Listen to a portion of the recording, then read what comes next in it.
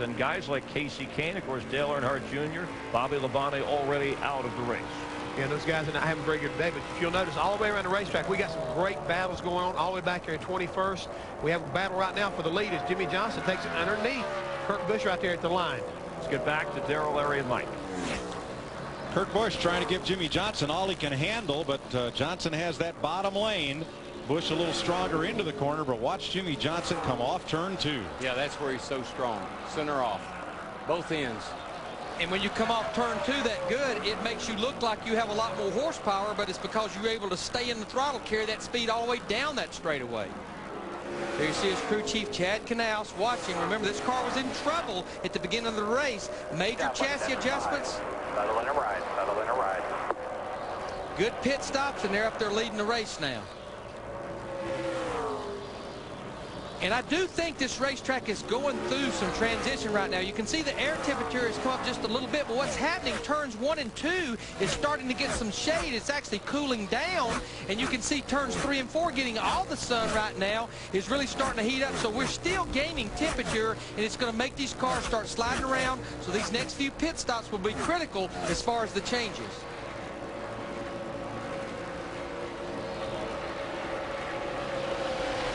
You know, one of the things that NASCAR does, they take the tires from the top 10 qualifiers. In other words, the set of tires you qualify on when you come into the garage, NASCAR impounds those 4 tires and makes you start the race on them. And that sometimes will upset a car, particularly if you've gone through happy hour, made some changes. You put those scuffed tires on until you can get them off on your first pit stop and go to stickers. Sometimes the car's not happy. Darrell, here's a couple of Dodge drivers having a kind of quiet good day. Casey Mears and Scott Wimmer has been up in the top dozen most of this race in the Cat 22. Yeah, I believe if I was the Dodge boys, I would be encouraged by today's performance. These cars, the Dodges today, have been a little better than what we've seen the first couple of races. You've got Ryan right there in 3rd. And like you said, you got Casey Mears, Wimmer, Quaffle. You got some of those guys right back there not too far behind. Matt has more. Wimmer running about 1.5 lanes off the bottom. A very impressive run. Now this team trying to dig themselves out of a huge hole as he bumps the wall.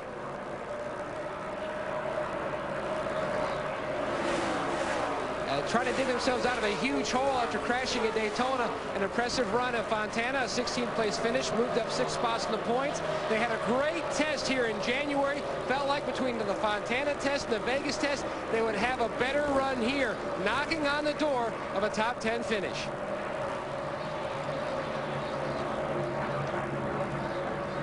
Let's see what happened a lap and a half ago to Scott Wimmer. He just got a little wide off turn 2 over there. Brushed the wall. That's a brush.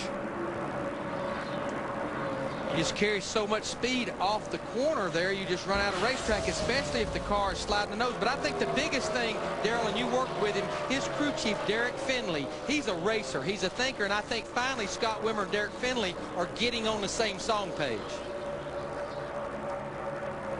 Travis Quaffle challenging Wimmer. This will be for 12th.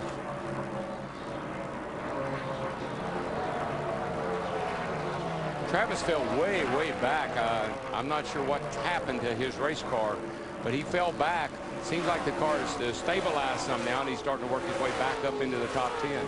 Right now, this battle right here is about 10 seconds behind our leader, Jimmy Johnson. And I know right behind these 2 cars is a car we talked about earlier, Dave Blaney in that black 07 car. His car, we talked about the track going through transition. They changed 4 tires. His car is really starting to get tight. The front end's not wanting to turn. So that's where the better drivers or the more experienced drivers, not necessarily better drivers. More experienced drivers can keep giving that information we talked about in the opening, Larry. What do I need to do to the car to keep you up front all day long? Travis is a rookie. Maybe he didn't give him enough information in those first couple of pit stops they made. Speaking of experience, here comes Jeff Gordon underneath Scott Riggs. This is for 5th place. I'd be getting just a little wee bit worried if I was the competition and the old 24 car started slipping up through the field.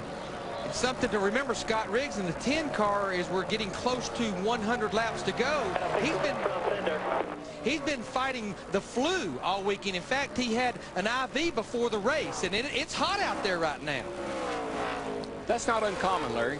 Drivers today, when they know it's going to be a little warm like it is today, a lot of them go to the infield care center on Saturday evenings and get them a couple of quarts of fluids pumped in them so they'll be nice and hydrated for the race on Sunday.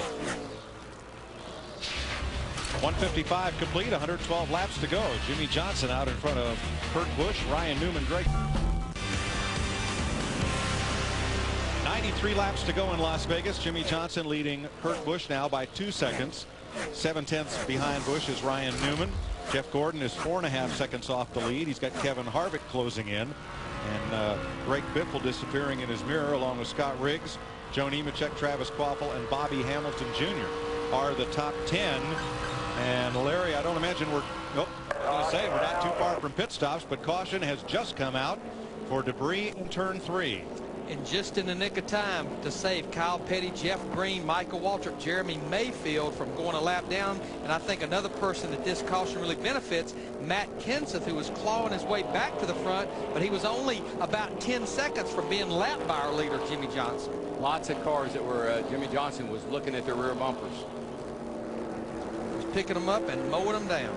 Here's the free pass car, Carl Edwards. The first car 1 lap down, so he will get back on the lead lap. Carl struggled ever since he stalled the engine there on pit road. He fell back to the back of the field, and he's had trouble catching up.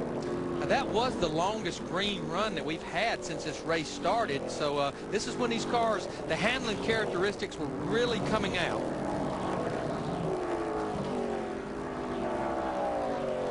So there's no question we still have 26 cars on the lead lap, 27 including Carl Edwards, who will be back on the lead lap. We'll see everyone to pit road, I'm sure, for 4 tires and adjustments. Look at the huge crowd here from our aerial coverage, and it's no wonder. Las Vegas is a big vacation destination.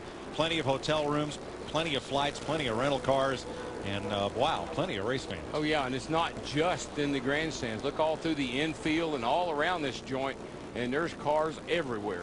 This place is multi-purpose. You have the 1.5 mile racetrack. We have a dirt track. We have a 1/4 mile bull ring. We have a drag strip here. It's multi-purpose racing facility. Beautiful place. That debris turned out to be a piece of plastic, but with the sun's reflection, it appeared to be a piece of metal. And rather than risk someone running over it in these thinly treaded tires and cutting one down, NASCAR brought the caution out for a record 7th time. Well, it puts NASCAR between a rock and a hard place. You got guys that need a caution. That's the biggest piece of debris that's ever been. It fell out of the sky. Looks like a meteor fell on the back straightaway over there. You haven't been over in Area 51, have you? Pit stops, Jeannie. Well, they are talking about smoke on 10 cars. Scott Riggs thinking maybe there's a tire rev from his little meet and greet with the 24 of Jeff Gordon. So the thought process here, crew chief Doug Randolph, normal fast pit stop. If we have a problem, we'll come back. And as they pull the tires off, they're going to look for the problem, Matt. The wrench is already in the back window. Track bar adjustment to try to tighten up Kurt Busch's Ford. They also shuffled the air pressure going down in all 4 tires. Steve Burns. Matt, Greg Biffle really got loose on that run, so they dropped the right side air pressure a pound, up 1 pound left rear. Dick. Well, the police are here at the number 48 Jimmy Johnson's pit to make sure that that fender is correct. He has taken 4 tires, and he's flying down pit road to try to hang on to the lead, and he has done it. There you see the race off pit road. Ryan Newman picks up 2 spots, and I think the reason, sat on the Bud pole on Friday, he had that #1 pit spot. Welcome back way out west as we're under caution in Las Vegas. Ryan Newman, first car off pit road. He will take the restart green flag ahead of Jimmy Johnson, Kurt Busch, Greg Biffle, Kevin Harvick up to 5th. Joe Nemechek, Travis Kvapil, Bobby Hamilton, Scott Riggs, and Kyle Busch. That was Hammond and Myers, wasn't it? I was thinking the same thing. You took the thought right out of my mind. That those 2 guys were sitting on, I was thinking. Green flag. Here comes Newman, the pole sitter. Hello, Newman. Right where he started the race 180 laps ago.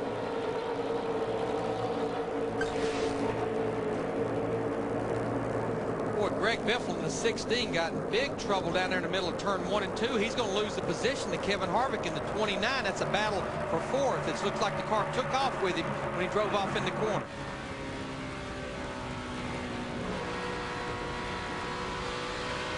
Jimmy Johnson had a check up between 3 and 4. Now moves to the high side. behind Newman to get around Mike Wallace, the lapped car. Man, it's fighting his way back. Travis Quaffle in that 77 car ran up front earlier in the race, got off just a little bit, but he's fighting his way back. Yeah, I think they undoubtedly went the wrong way on an adjustment, because I noticed at the end of that run, just for the caution, he had gotten back into the top 10 and the car looked really good again. Third place, Kevin Harvick is coming. He's all but alongside of Kurt Busch entering turn 3. Dick? And so many people thought that Happy Harvick was going to be out of this thing when they caught him with the fuel cell violation, made Harvick start in 42nd position. But all along, Mike, as we have talked to both Harvick and crew chief Todd Berrier, they have expressed confidence that they have a car good enough to win the race, even from the very tail end of the field. Here's why. Tail end of last year, they scrapped every car they had except their Daytona cars. As the 48, Jimmy Johnson's fighting for the lead here with the number 12 of Ryan Newman. They scrapped all of the cars in the 29 team and built all brand new cars. They're all new style chassis, better aerodynamics, different underneath the car, little bit different suspension system, and they are obviously working well. Pretty much picked up right where he left off at Fontana, California. Had a great run there 2 weeks ago, but this battle's been going side by side for the lead for about 2 laps between Ryan Newman in the 12 and Jimmy Johnson in the 48. Now Mike Wallace in the 4, he'd love to see a caution. He'd be back on the lead lap in the Lucas Oil car. He's doing a pretty darn good job of staying out in front of these cats. I know that, Mike Wallace in the 4 car. He loves seeing these guys run side by side. He says, you guys just keep on. Johnson led that lap by a couple of feet, but Newman drives it in hard down in turn 1. But while these guys are doing this, Still there, inside. you see Kurt Busch in the 97 car reeling them in. Now Newman is pinned behind Wallace, and Johnson should be able to go on, but he kind of gingerly enters turn 3 on the bottom. Yeah, he can't get in quite as well as Ryan Newman can, but buddy, he's still got that power off. Boy, Mike Wallace was not bashful about driving that car down in the corner, was he? He's trying so hard to stay on the lead lap. Can't fault him for that. Whoa, that's a little bit tight right in there. Yikes. Look at him. Kurt Busch in the 97 car and Kevin Harvick in the 29. Woo. They're 3 wide racing for second place down the backstretch. Kurt Busch has slid her right in there, I'll tell you. Johnson clears Wallace. Here comes Busch on the bottom. Harvick with him. And they pin Newman behind the lap car.